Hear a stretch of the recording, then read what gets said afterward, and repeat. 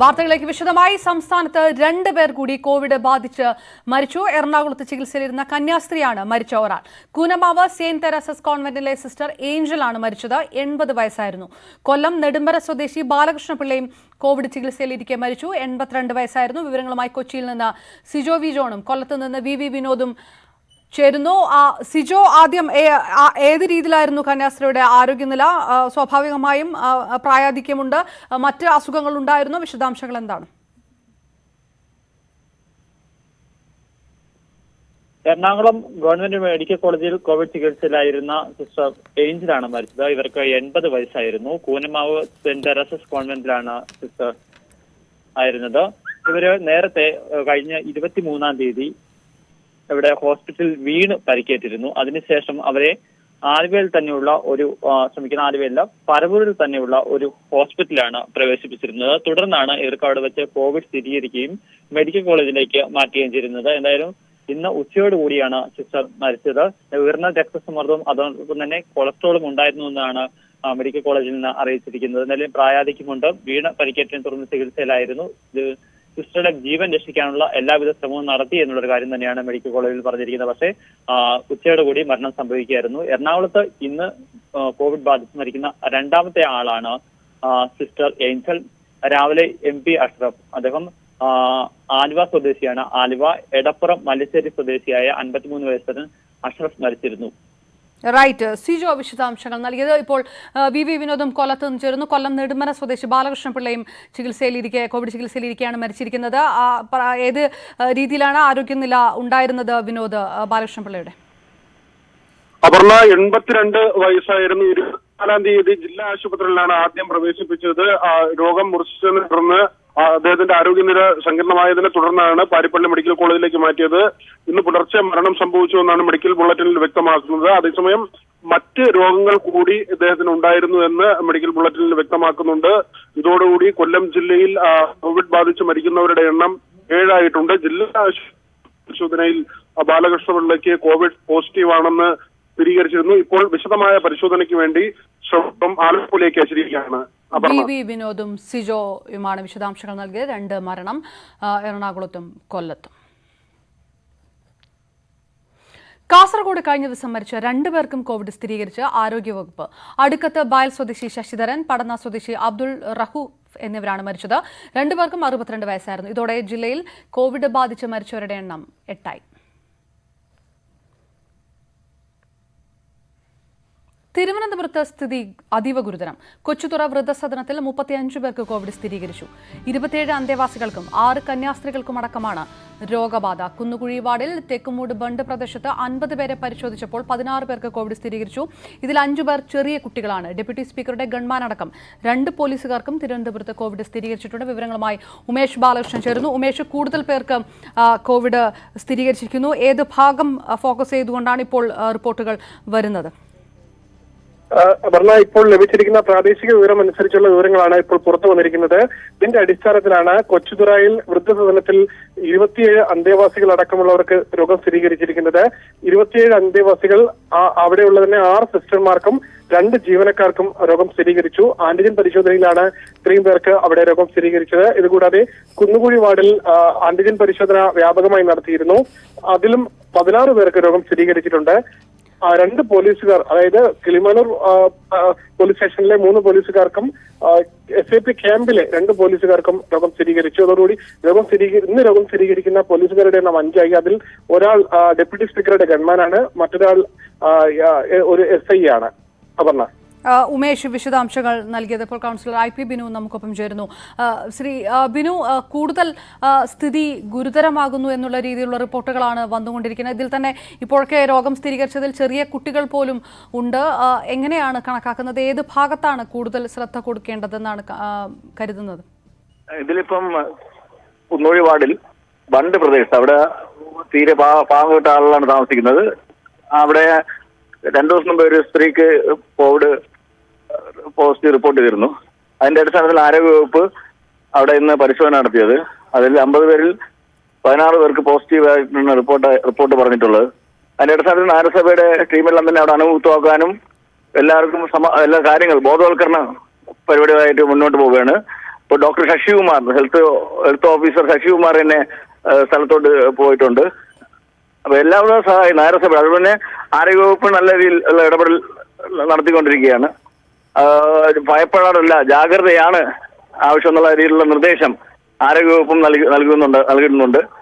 ബാക്കിയുള്ള നടപടികൾ ആരോഗ്യവകുപ്പ് പറയുന്നതിനടുത്തുള്ള നടപടികൾ അവർക്ക് ജനങ്ങൾക്ക് സഹായമായിട്ടുള്ള നടപടികളായിട്ട് മുന്നോട്ട് പോകും. അതായത് ശ്രീ ബിനു, സ്വാഭാവികമായും അത്തരം ജാഗ്രതയും അത്തരം നടപടിക്രമങ്ങളും നഗരസഭയുടെ ഭാഗത്ത് നിന്ന് ഉണ്ടാകുന്നുണ്ടെന്ന് സമ്മതിക്കുന്നു. അപ്പോഴും ഈ വൃദ്ധസദനത്തിലൊക്കെ കൂടുതൽ പേർക്ക് കോവിഡ് സ്ഥിരീകരിക്കുമ്പോൾ സ്വാഭാവികമായും അപകട സാധ്യതയുള്ളവരാണല്ലോ, കൂടുതൽ പ്രായം ചെന്നവർ. അപ്പോൾ കൂടുതൽ ശ്രദ്ധ കൊടുക്കേണ്ടതായ ആവശ്യമുണ്ട്.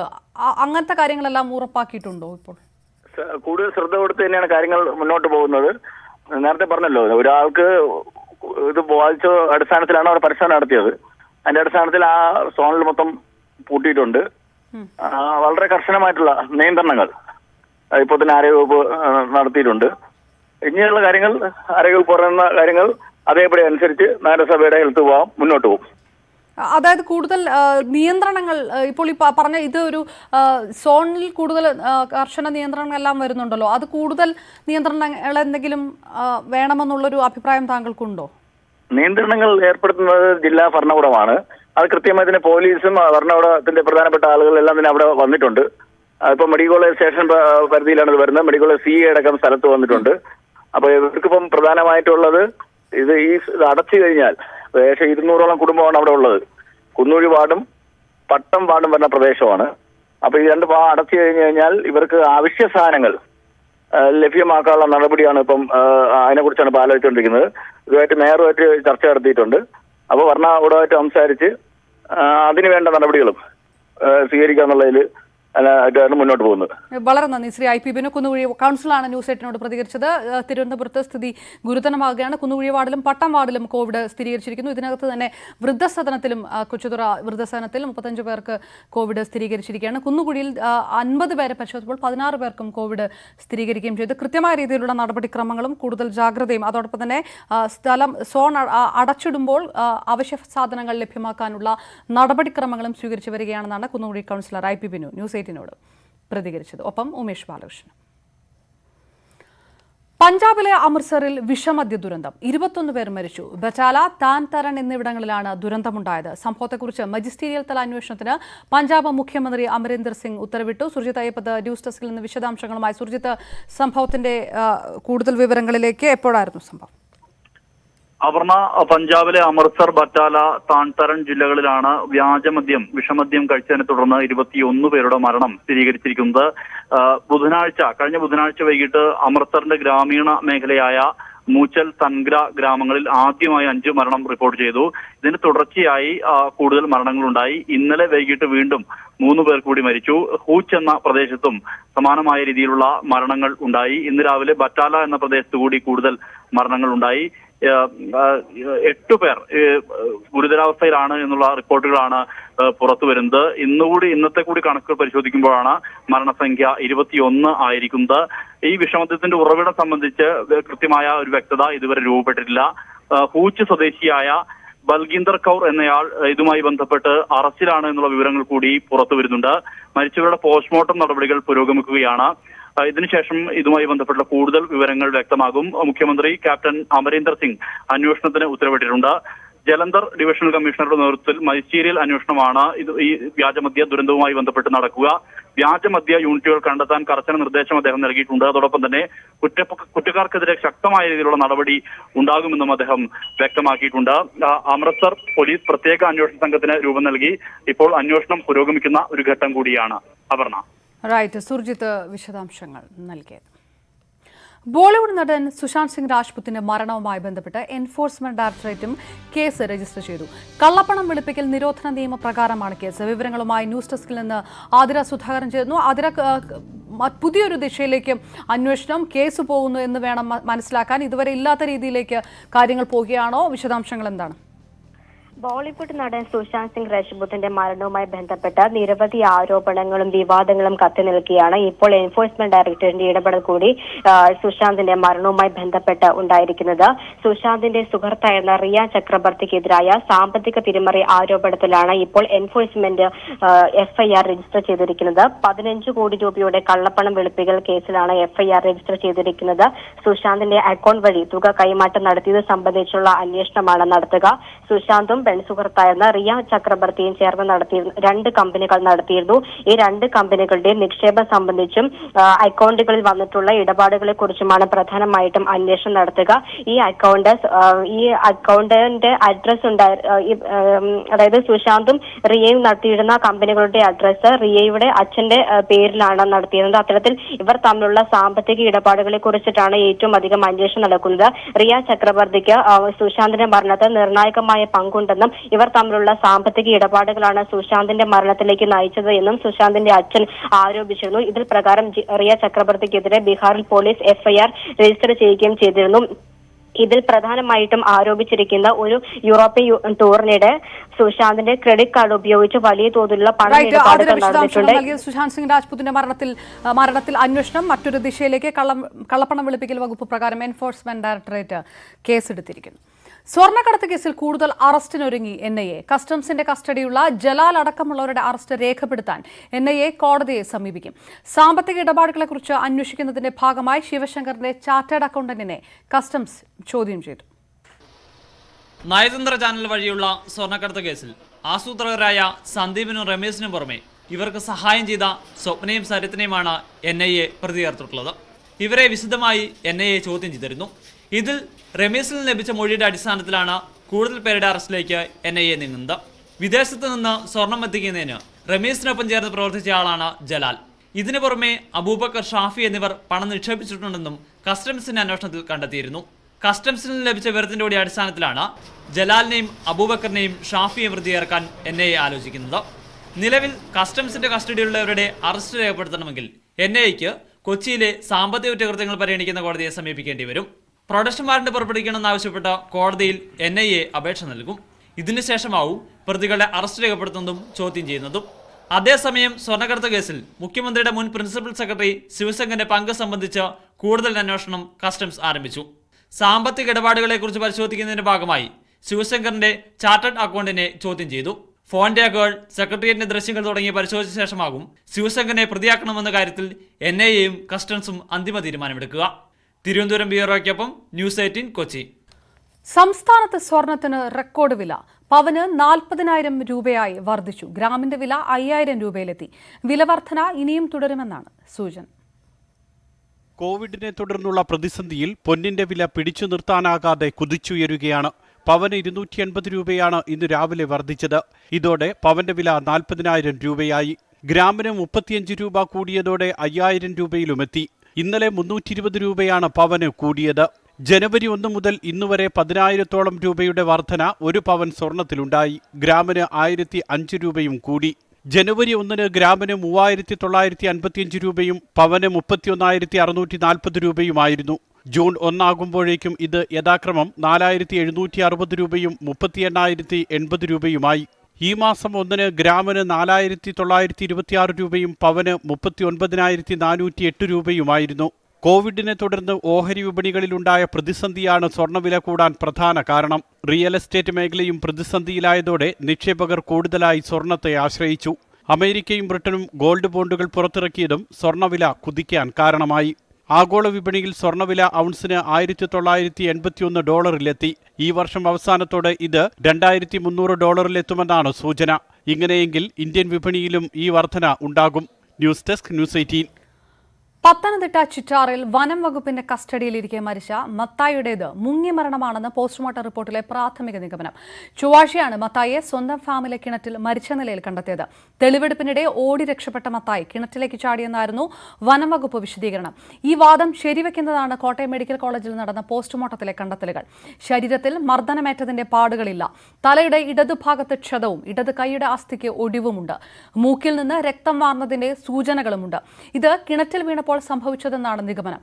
ആന്തരിക അവയവങ്ങൾ പരിശോധനയ്ക്ക് അയക്കും. മത്തായിയുടെ മൃതദേഹം നാളെ സംസ്കരിക്കും. കാലാവസ്ഥാ നിരീക്ഷണ കേന്ദ്രം തിങ്കൾ ചൊവ്വ ദിവസങ്ങളിൽ എല്ലാ ജില്ലകളിലും യെല്ലോ അലർട്ടാണ്. നാളെ 10 ജില്ലകളിലും ഞായറാഴ്ച 11 ജില്ലകളിലും യെല്ലോ അലർട്ടുണ്ട്. വടക്കൻ ബംഗാൾ ഉൾക്കടലിൽ ചൊവ്വാഴ്ച ന്യൂനമർദ്ദം രൂപപ്പെടും. ഇതാണ് മഴ ശക്തമാകാൻ കാരണം. വിവരങ്ങളുമായി ഉമേഷ് ബാലകൃഷ്ണൻ തിരുവനന്തപുരത്തും ചേർന്നു. ഉമേഷ്, ഏതെല്ലാം ജില്ലകളിലാണ് പ്രധാനമായും അലർട്ട് പ്രഖ്യാപിച്ചിരിക്കുന്നത്?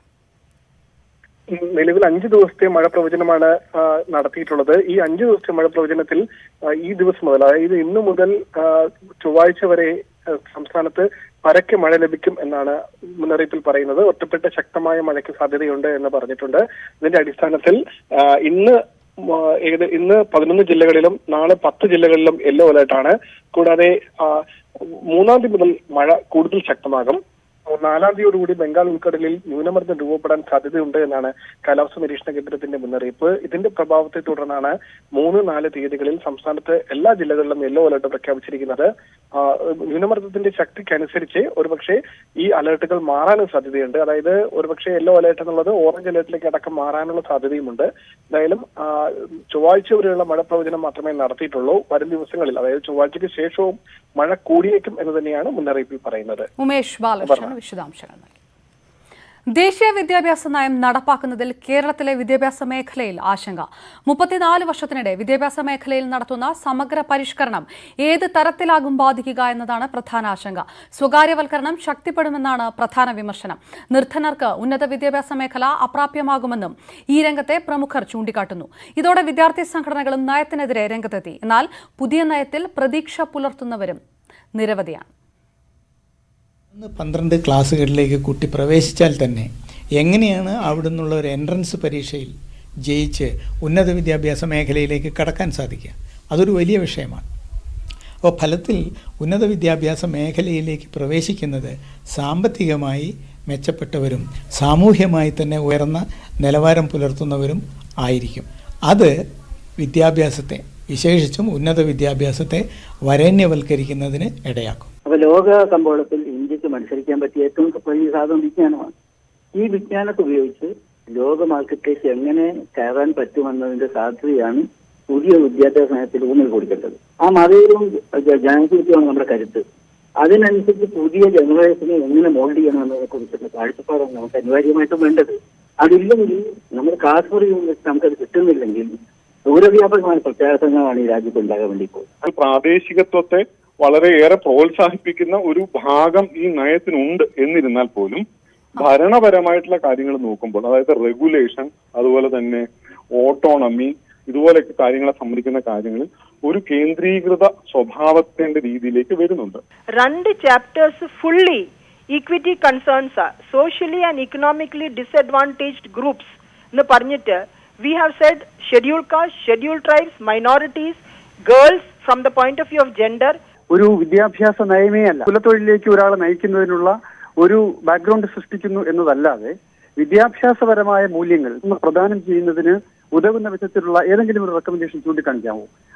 വിശദാംശങ്ങളുമായി വി ആർ കാർത്തിക് ചേർന്നു. കാർത്തിക്, ഈ വിഷയത്തിനകത്ത് സർക്കാർ സ്വീകരിക്കുന്ന നിലപാട് ഏത് രീതിയിലാണ്? അതോടൊപ്പം തന്നെ വിദ്യാർത്ഥി സംഘടനകൾ ഏത് രീതിയിലുള്ള പ്രതിഷേധമായാണ് രംഗത്തെത്തിയിരിക്കുന്നത്?